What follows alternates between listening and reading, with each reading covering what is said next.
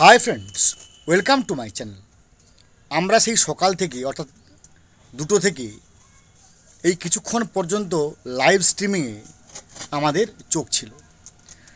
নানা রকমভাবে আমরা পুরো সওয়াল, পাল্টা সওয়াল, observation, analysis, cross analysis, discussion, cross discussion আমরা কিন্তু মন দিয়ে শুনছিলাম।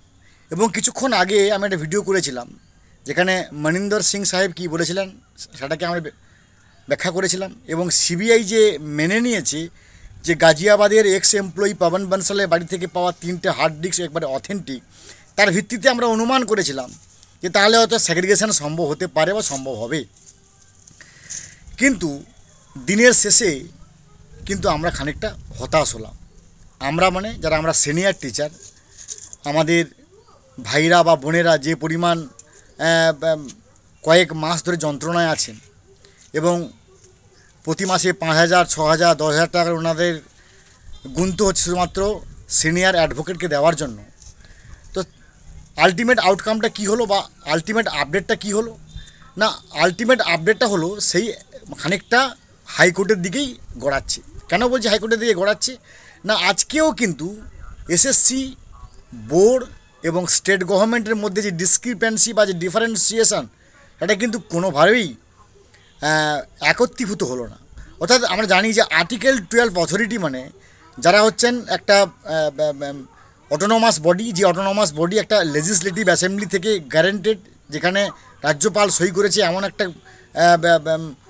12 অথরিটি। তো সেই আর্টিকেল 12 অথরিটির পক্ষ থেকে আমরা দেখলাম যে এর আগে দেখেছি 19শে ডিসেম্বর তথ্যের গরমিল ছিল, এবং আজকেও দেখলাম বোর্ড বললেন, এসএসসি বললেন, স্টেট গভর্নমেন্ট বললেন, সিবিআই বললেন, রিট পিটিশনারদের মানে একজন বললেন মানে যখন মানে অষ্টম ফেজের একজন আইনজীবী উঠতে বলেন, অর্থাৎ অষ্টম ফেজে যারা চাকরি পেয়েছেন ওনাদের পক্ষ থেকে একজন আইনজীবী বলতে ওঠেন, তখন তার পরিপ্রেক্ষিতে কিন্তু ফিরদৌস শামীম সাহেব উঠে বলেছেন। আলটিমেট কী ডিসিশান হলো? না, আজকেও আর্টিকেল 12 অথরিটির পক্ষ থেকে স্টেট গভর্নমেন্টের কি বলল? না, আমি প্রথমে আসি এসএসসি কী বলল। না, প্রথম এসএসসি বলল যে 5,485, বোর্ড বা মধ্যশিক্ষা পর্ষদের তরফ থেকে বলা হলো 5,189 জন দুর্নীতি করেছে। আবার স্টেট গভর্নমেন্ট বললো না, 4,327। তাহলে আর্টিকেল 12 অথরিটির যে 3 জন, এসএসসি বলল যে 5,485, বোর্ড বলল 5,189 এবং স্টেট গভর্নমেন্ট বলল 4,327। আবার সবচেয়ে মজার ব্যাপার, সিবিআই ওনারা কিন্তু একটা তথ্য দিয়েছেন যে ওনারা দিয়েছেন সাবমিটেড লিস্ট। ওনারা সেখানে কিন্তু অবশ্যই মেনে নিয়েছে যে হ্যাঁ, পবন বনসালের বাড়ি থেকে অর্থাৎ নাইসার এক্স এমপ্লয়ি পবন বনসালের বাড়ি থেকে পাওয়া যে 3টে হার্ড ডিস্ক, সেগুলো অ্যাকুরেট, অথেন্টিক এবং 100% সঠিক। কিন্তু সিবিআই পক্ষ থেকে লিস্ট দেওয়া হয় 9,000+ একটা সংখ্যা, যেই 9,000+ দুর্নীতি হয়েছে। কিন্তু মনে রাখতে হবে, সিবিআই কিন্তু সমস্ত অ্যাজ এ হোল কিন্তু মানে অনেকের বিশ্বাস যে বোধহয় সিবিআই পুরোপুরি করেছে না, সিবিআই কিছু কিছু স্পেসিফিক ব্যাপারে ওনারা করেছেন ইনভেস্টিগেশন। অ্যাজ এ হোল 25,753 জন শিক্ষক শিক্ষিকা গ্রুপ সি গ্রুপ ডি এনাকে নিয়ে কিন্তু সিবিআই করেনি। ওনারা কিছু স্পেসিফিক তদন্ত নিয়ে করেছেন, যেখানে হাইকোর্ট বলেছে যে 17 রকমের দুর্নীতি হয়েছে। আবার যেনারা রিট পিটিশনার্স ওনারা বলেছেন যে টোটাল দুর্নীতি হয়েছে 10,750 বিভিন্ন সময় এসএসসির তথ্যর ভিত্তিতে। তার মানে ব্যাপারটা কি দাঁড়ালো? না, ব্যাপার দাঁড়ালো মধ্যশিক্ষা পর্ষদ বলছে 5,189, এসএসসি বলছে 5,485, স্টেট গভর্নমেন্ট বলছে 4,327, সিবিআই বলছে 9,000+, রিট পিটিশনারদের পক্ষ থেকে বলা হচ্ছে 10,750। এই যে এতগুলো তথ্যের ডিসক্রিপেন্সি, এটা কিন্তু নিঃসন্দেহে একটা সন্দেহের উদ্রেক করে।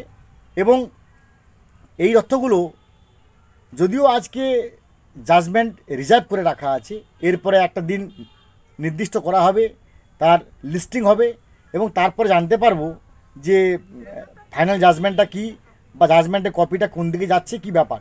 কিন্তু আজকে আমাদের যে সারাদিন ধরে যে মানে শুনানি হলো, তার ভিত্তিতে আমাদের কাছে একটা জিনিস পরিষ্কার, যে সুপ্রিম কোর্টের শুধুমাত্র তো আর পশ্চিমবঙ্গে রিক্রুটমেন্টে হচ্ছে না, এর আগে অসংখ্য প্রত্যেকটা স্টেটের রিক্রুটমেন্টে হয়েছে। এবং একটা স্টেটের যদি জাজমেন্ট সুপ্রিম কোর্টে হয়, সেই জাজমেন্টটা শুধুমাত্র একটা স্টেটে থেকে কিন্তু আটকে থাকে না, সেটা অ্যাজ এ হোল প্রত্যেকটা স্টেটে কিন্তু সেটা তার একটা নজির হয়ে থাকে। সেই হিসাবে আমরা দেখেছি এর আগেও সুপ্রিম কোর্টে এরকম অনেক তদন্ত আছে, অনেক জাজমেন্ট হয়েছে, যেখানে যখন এটা প্রমাণিত হয়েছে যে কে দুর্নীতি করেছে সেটা পরিষ্কার নয়, কারা দুর্নীতি করেছে, কারা দুর্নীতি করিয়েছে এটা পরিষ্কার নয়, তখন একটি মাত্র পথ থাকে যে পুরো প্যানেলটাকে উড়িয়ে দেওয়া হয় বা পুরো প্যানেলটাকে অবৈধ বলা হয়, তার যে সিস্টেম, তার যে প্রসেস, তার যে প্রসিডিওর্স অবৈধ বলা হয় এবং পুরো প্যানেলটা ক্যান্সেল করে দেওয়া হয়। যেটুকু আমরা বুঝতে পারছি যে আমাদের এই যে এসএসসি 2016 বা এসএলএসটি 2016 মামলা, যদিও সুপ্রিম কোর্ট থেকে এখনও পর্যন্ত ফাইনাল জাজমেন্ট বেরোয়নি, অবশ্যই আমার মাথা নত করে দাও হে প্রভু তোমার চরণতলে, এরকম মানসিকতা নিয়ে আমরা পোষণ করি। কিন্তু ভারতবর্ষের স্বাধীন নাগরিক হিসেবে আমরা অনুমান করতে পারি, সারমাইজ করতে পারি, গেস করতে পারি যে এই মামলার যে আউটকাম, রেজাল্ট হয়তো নিশ্চয়ই এই যে ডিফারেন্সিয়েটেড ইনফরমেশানস বা ইনফরমেশানস অন যে ভেরিয়েশান, এর উপর কিন্তু অনেকটা গুরুত্ব আরোপ করবে। যখনই এখানে আর্টিকেল 12 অথরিটি যাদের তিনজনের মধ্যে মিল নেই, যে তিনজন একটা ওয়েস্ট বেঙ্গল গভর্নমেন্টের একটা ছাতার নিচে থাকে, অটোনমাস বডি একটা এসএসসি, তারা বলছে 5485, আর আরেকটা আর্টিকেল 12 অথরিটি মধ্যশিক্ষা পর্ষদ বলছে 5189, আবার স্টেট গভর্নমেন্ট নিজে বলছে 4327, আবার সিবিআই যাদের উপর এই তদন্তের ভার ছিল তারা বলছে 9000+, আর রিট পিটিশনাররা তিনারা প্রমাণসহ তারা বিভিন্ন রকম দেখিয়েছেন যে কিভাবে র্যাঙ্ক জাম্পিং হয়েছে,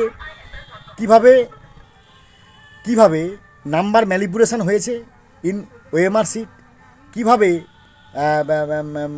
মানে after the expire of the panel নিয়োগ হয়েছে, এবং কিভাবে এই যে বিয়ন্ড দি প্যানেল নিয়োগ হয়েছে।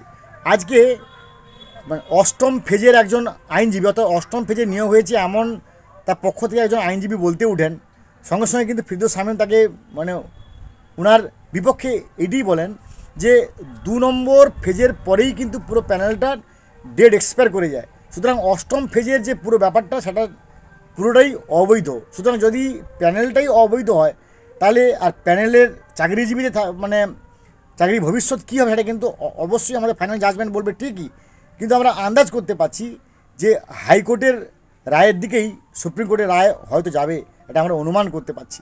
ভালো থাকুন, have a good day, thanks.